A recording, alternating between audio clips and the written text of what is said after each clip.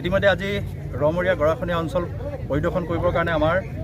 মন্ত্ৰী বিভাগীয় মন্ত্ৰী পীযুষ হাজৰিকা ডাঙৰীয়া ইতিমধ্যে ৰমৰীয়ালৈ আহি আমাক আশ্বস্ত কৰিছে যে তেখেতে দুটা টাৰ্মত অৰ্থাৎ এই বছৰ আৰু শেষৰ ফালে দুটা বছৰত তেখেতে আমাৰ যি 30% কাম ৰৈ গৈছিলে, যেটা আমি সকলোৱে জানো দেশ স্বাধীন 74 বছৰ উকলি যোৱাৰ পিছত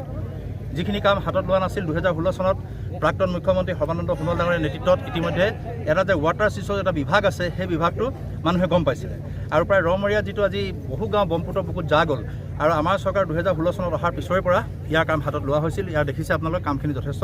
আগবাঢ়িছে। তো ইতিমধ্যে আৰু যি 30% কাম থাকি গৈছিলে প্ৰায় 50 কোটি টকা দৰকাৰ হ'ব। ইতিমধ্যে আমাৰ বিভাগীয় মন্ত্ৰীয়ে আমাক জনাইছে যে তেখেতে দুটা বছৰত আমাক সেই 50 কোটি টকা দি ৰমৰীয়া যিটো ইছ্যু ৰমৰীয়া গৰাখনীয়াক লৈ ইতিমধ্যে সমগ্ৰ ভাৰতবৰ্ষই যে গম পাইছিলে এটা সময়ত বহুত প্ৰবল ইয়াত প্ৰতিবাদ হৈছিলে। তো এই আন্দোলন বা বহুত তেনেকুৱা ধৰ্ণা বহুত তেনেকুৱা কাৰ্যসূচী তেখেতে হাতত লৈছিলে আৰু তাৰ পৰিণতিত ইতিমধ্যে আমাৰ চৰকাৰ অহাৰ পিছত কিন্তু এই কামখিনি আমি কৰাৰ কাৰণে প্ৰয়াস কৰিছোঁ আৰু মই আশা কৰিছোঁ যে আমাৰ 2 বা 3টা বছৰৰ ভিতৰত ৰমৰীয়া যিটো ইছ্যু আছিলে এই ইছ্যুটো শেষ কৰিব বিচাৰিছোঁ আৰু তাৰ কাৰণে মই মাননীয় বিভাগীয় মন্ত্ৰীক ইয়ালৈ মাতিছিলোঁ আৰু তেখেত আজি আহিলে, তাৰ কাৰণে মই ধন্যবাদ দিছোঁ। আৰু মুখ্যমন্ত্ৰী আমাৰ ডক্টৰ হিমন্ত বিশ্ব শৰ্মা ডাঙৰীয়াই যিদিনা শপত লৈছিল সেইদিনাখন তেখেতে কৈছিল যে বানমুক্ত অসম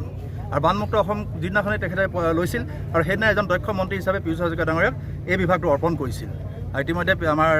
বিভাগীয় মন্ত্ৰীয়ে গোটেই সমগ্ৰ অসমত সেইদিনাখনৰ পৰা ঘূৰি ফুৰিছে আৰু য'ত য'ত কাম হৈছে সেইখিনি চাইছে আৰু য'ত য'ত কৰিব লগা আছে সেইখিনিও তেখেতে ইতিমধ্যে কৰাৰ ব্যৱস্থা হাতত ল'ম বুলি কৈছে। সেইকাৰণে তেখেতক আজি মই মোৰ ফালৰ পৰা স্থানীয় বিধায়ক হিচাপে ধন্যবাদ জ্ঞাপন কৰিছোঁ। বাৰিষা সম্পূৰ্ণ হ'ব।